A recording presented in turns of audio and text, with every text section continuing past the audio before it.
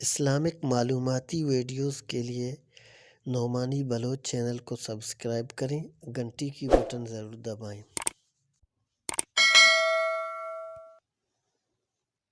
السلام علیکم ورحمۃ اللہ وبرکاتہ۔ بسم اللہ الرحمن الرحیم۔ سورج قہر کی آگ برسا رہا تھا اور سفر تھا کہ ختم ہونے کا نام نہیں لے رہا تھا۔ اگرچہ اس کی اونٹنی تازہ دم تھی، لیکن تپتے سورج کی تیز دھوپ کی وجہ سے گرم ریت پر چلنے میں اسے دشواری کا سامنا تھا۔ دھوپ آہستہ آہستہ تیز ہوتی جا رہی تھی اور صحرا جہنم زار بنتا جا رہا تھا۔ وہ کچھ دیر تک تو ہمت کر کے سفر کرتا رہا، بالآخر سخت گرمی کا مقابلہ کرنا اس کے لیے مشکل ہو گیا۔ اونٹنی پر چاگل میں پانی اور توشدان میں ہفتوں کی خوراک بھی محفوظ تھی، لیکن وہ تھک چکا تھا، پسینے سے شرابور، تکن سے چور تھا۔ اس کا جسم اب جواب دیتا جا رہا تھا۔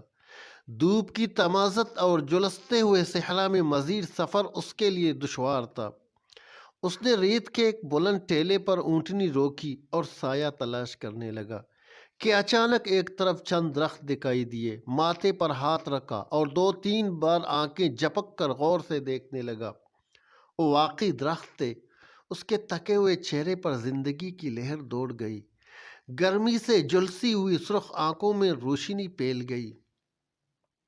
سوار نے مہار کھینچی اور اونٹنی کا رخ درختوں کی طرف موڑ دیا۔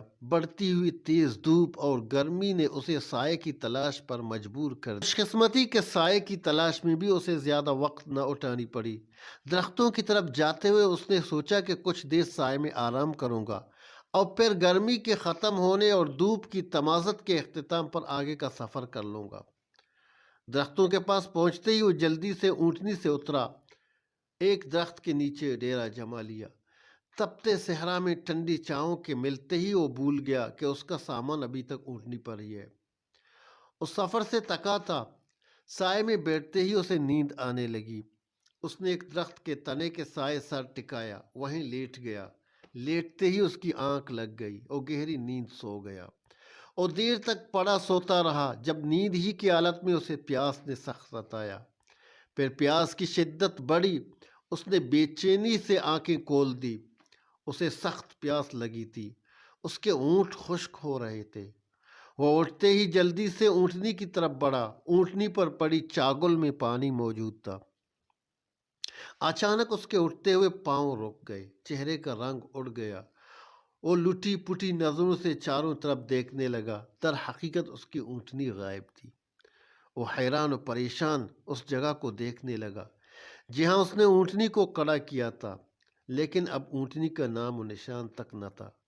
اس کا تمام زادرہ اونٹنی پر تھا، خوراک، پانی کے چاگل کا خیال آتے ہی اس کی پیاس اور بڑھ گئی، جو اونٹنی کے گم ہونے کی وجہ سے ذرا محسوس ہو رہی تھی۔ پیاس کی بڑھتی ہوئی شدت اس کے حلق میں کانٹے چبھنے لگے اور درختوں کی چاروں طرف دور دور تک گیا۔ ریت کے ٹیلوں پر کھڑے ہو کر ادھر ادھر دیکھا، لیکن اونٹنی نہ ملی۔ اونٹنی کی تلاش میں ہونے والی تگ و دو سے اب اس کی پیاس اور بڑھ گئی۔ وہ دیوانہ پانی صحرا میں تھا نہیں، ایک واحد سہارا اونٹنی تھی، لیکن وہ تو اب غائب تھی۔ اس کے اوزان خطا ہونے لگے۔ اسے یوں محسوس ہونے لگا جیسے وہ چند لمحوں کا مہمان ہے۔ یا اللہ، میں کیا کروں؟ وہ بے خیالی میں بولا۔ بے آب ہو گیا۔ صحرا میں اسے کوئی راستہ دکھائی نہیں دے رہا تھا۔ پیاس کی شدت نے اسے سوچنے سمجھنے کی حس بھی ختم کر دی تھی۔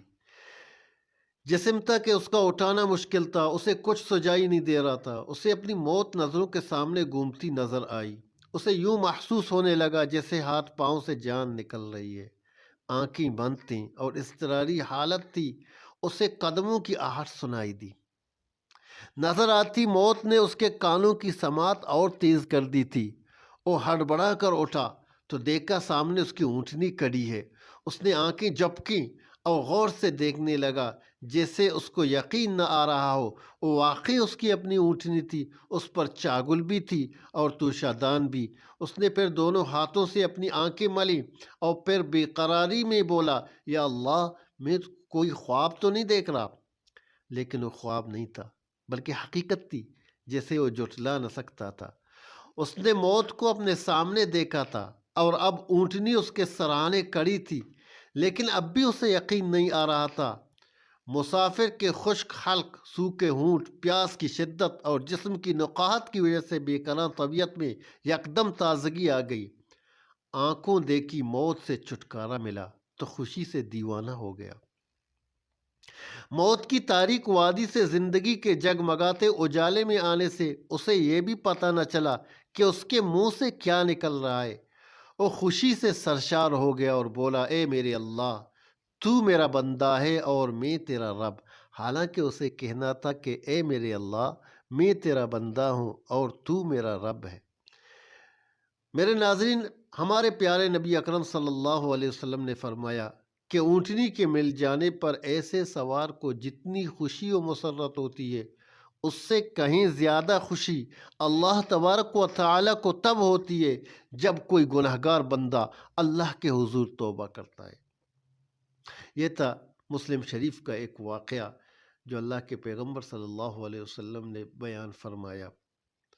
ناظرین، میرے چینل کو سبسکرائب کریں، لائک اور شیئر کرنا نہ بھولیں، گھنٹی کی بٹن ضرور دبائیں۔